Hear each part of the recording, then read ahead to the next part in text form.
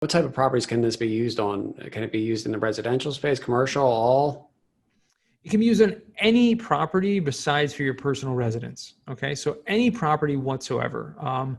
The benefits are going to be proportional. So it's going to be more benefit the bigger the property is, meaning the more purchase price, the more value that's in that building, because we're taking a percentage of that purchase price, remember, and we're able to accelerate that depreciation. So we're able to take more upfront. However, when you're talking about smaller, lesser value properties, that tax benefit is proportionally less.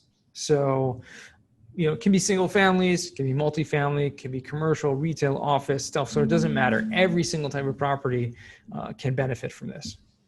Got it. And so when I decide that I want to go ahead and get a cost segregation study done on a property I own, at what part in the process do I typically order that? The first thing to do is when you're ready to buy a property, or even if you own a property for a number of years, you can do this also, but to reach out to a firm that will provide you like an upfront analysis for free. So you can already know if it makes sense. And that's part of the due diligence process. A lot of people reach out to me and say, hey, I'm looking to buy this property.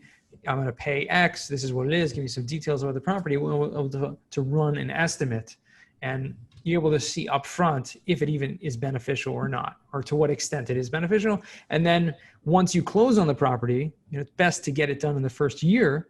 You can now go ahead and can engage with a company and have the engineers come to the property, create this whole study, which in turn will produce a one-page depreciation schedule. So it'll create this whole way of how you're supposed to depreciate your property in a new kind of advanced method. But essentially, that's all it does.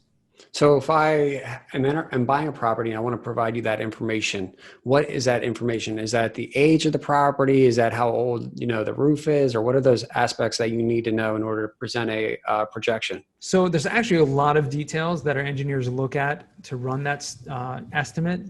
However, most of the information that they'll need, they can get from public records. So we'll need to look at, the age of the property, age of, different assets in there, the number of units, the unit layout, right? So if you have, let's say, 100 unit multifamily building, but you have, 3 2-bedroom, 32 bedroom, et cetera, the unit layout of each. We'll need to know square footage, number of parking spaces, whole square footage.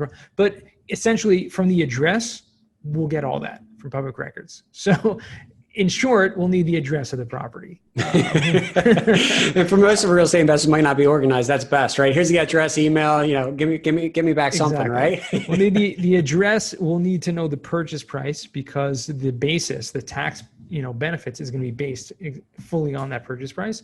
And we need to know the closing date, because depreciation is prorated to the day and the year that you buy it. So to understand at least the first year tax benefits, it's best to know when the closing date is. So those 3 points of data is enough for us to get the rest that we need to run an estimate.